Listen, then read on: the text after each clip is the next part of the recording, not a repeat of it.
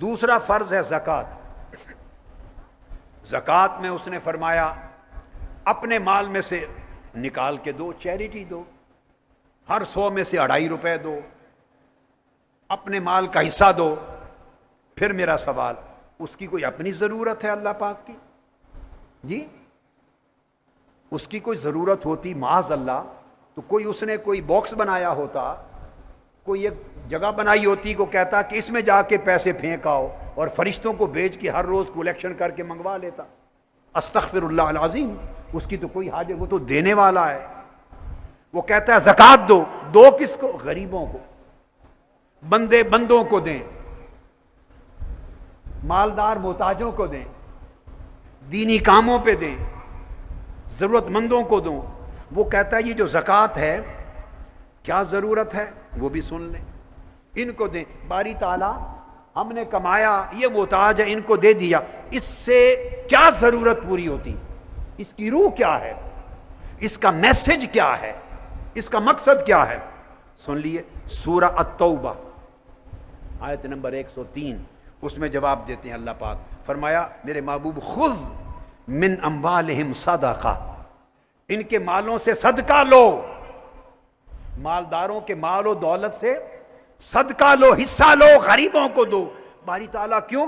تطہرہم وتزکیہم بہا، یہ اپنے مال میں سے حصہ نکالیں گے، زکوٰۃ دیں گے تو یہ پاک ہو جائیں گے، پاکیزہ اور طہارت ہو جائے گی۔ نہ صرف ان کے مال پاک ہوں گے، ان کے حال بھی پاک ہو جائیں گے۔ نہ صرف ان کے مال پاک ہوں گے بلکہ ان کے حال پاک ہو جائیں گے۔ حال کیسے پاک ہوں گے؟ وہ زکوٰۃ کے ذریعے، زکوٰۃ کے عنوان سے ہمارے اندر ایک احساس پیدا کرنا چاہتا ہے، غریبوں کا احساس۔ میں کھانے والا ہوں، یہ وہ ہے جس کو کھانا نہیں ملتا، اس کا احساس اگر من میں پیدا نہ ہو تو تمہاری زکوٰۃوں سے اس نے کیا لینا ہے؟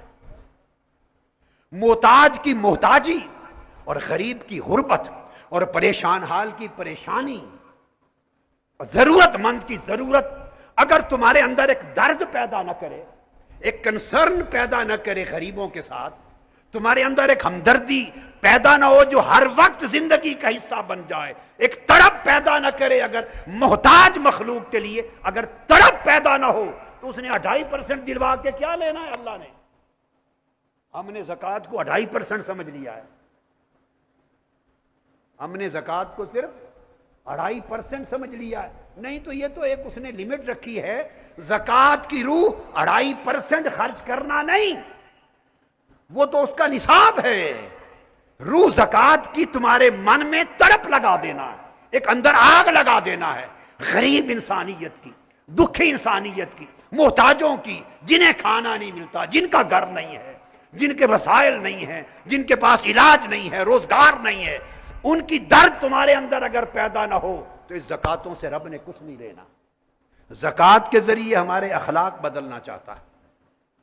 باری تعالیٰ، بندہ سوال کرتا ہے، ایک غریب شخص سوال کرتا ہے کہ میرے مولا، یہ جو آپ نے اتنا بڑا عظیم منصب دیا زکوٰۃ، اس سے مال بھی پاک ہو جائیں گے اور حال بھی پاک ہو جائیں گے، تو تطہرہم وتزکیہم، 2 لفظ استعمال کیے، ورنہ ایک لفظ سے کام چل سکتا تھا، اگر صرف مال پاک کرنے ہوتے تو تطہرہم کہہ دیتا۔ یہ جو 2 فعل الگ استعمال کیے، ایک مال پاک کرنے کے لیے، ایک حال پاک کرنے کے لیے، اس زکوٰۃ کے ذریعے تمہارا مال بھی پاک ہوگا، تمہارا حال بھی پاک ہوگا، اخلاق سنوریں گے۔ ایک غریب شخص عرض کرتا ہے، باری تعالیٰ اتنا بڑا کام اگر آپ نے دیا اور اس سے حال اور مال نے سنورنا اور اخلاق بدلنے ہیں تو میرے پاس تو پیسہ ہی کوئی نہیں، میں تو غریب ہوں، تو میں تو محروم رہ گیا اس بڑے کام سے، اتنی بڑی سعادت سے میں تو محروم رہ گیا۔ تو ایک شخص نے آقا علیہ السلام کی بارگاہ میں سوال کر دیا کھڑے ہو کر، آقا تو ہمارا کیا قصور، ہمارے پاس تو مال نہیں ہے کہ ہم کسی غریب پر خرچ کریں، ہم تو خود غریب ہیں اور اس کا فیض ملے ہمیں، تو تطہرہم وتزکیہم بہا کا فیض ملے، ہم کیا کریں؟ آقا علیہ السلام نے اس کا سوال سنا، سب صحابہ کرام بیٹھے ہیں، آقا نے فرمایا، لفظ تھے آیت کریمہ کے، خذ من اموالہم صدقۃ، ان کے مالوں میں سے صدقہ لو اور خرچ کرو، صدقہ۔ صحابی نے سوال کیا، میرے پاس تو پیسہ نہیں، میں یہ صدقہ کہاں سے دوں؟ میرے آقا نے جواب دیا، میں نے آپ کو بات سمجھائی کہ دراصل زکوٰۃ 2.5% یا تعین کا نام نہیں، زکوٰۃ ایک کنسرن، ایک تڑپ پیدا کرنے کا نام ہے، رویے بدلنے کا نام۔ فرمایا تبسموں کا فی وجہ اخیک صدقۃ۔ میرے آقا نے جواب دیا اس سائل کو، جو سائل ایک صحابی تھا، غریب تھا، اس کے پاس پیسے نہیں تھے کہ صدقہ کرے۔ اس نے پوچھا آقا میرے پاس پیسے نہیں، میں کیا یہ سعادت کیسے حاصل کروں؟ فرمایا تیرے پاس اگر کچھ بھی نہیں دینے کا تو اپنے دوست اور بھائی کے ساتھ مسکرا کے مل، یہی صدقہ ہے۔ تیرے چہرے کا تبسم صدقہ ہے، تیرا مسکرا کے ملنا صدقہ ہے۔ اب اس حدیث اور اس آیت کو ملا کے پڑھیے، کیا معنی بنا؟ قرآن نے کہا تھا ان کے مال سے صدقہ لو، آقا نے فرمایا مسکراؤ، یہ بھی صدقہ ہے۔ آیت اور حدیث کو جمع کر دو تو معنی نکل آیا کہ زکوٰۃ کی روح اس کنسرن کو پیدا کرنا ہے کہ اندر انسانوں کے لیے ایک احساس پیدا ہو جائے۔ اور فرمایا وَأَمْرُكَ بِالْمَعْرُوفِ وَنَهْيُكَ عَنِ الْمُنْكَرِ صَدَقَةٌ، لوگوں کو اچھائی کی نصیحت کرنا، برائیوں سے روکنا، یہ بھی صدقہ ہے۔ وَإِرْشَادُكَ الرَّجُلِ فِي أَرْضِ الضَّلَالِ لَكَ صَدَقَةٌ، ایک بھٹکے ہوئے شخص کو راستہ دکھا دینا، یہ طرز عمل بھی صدقہ ہے۔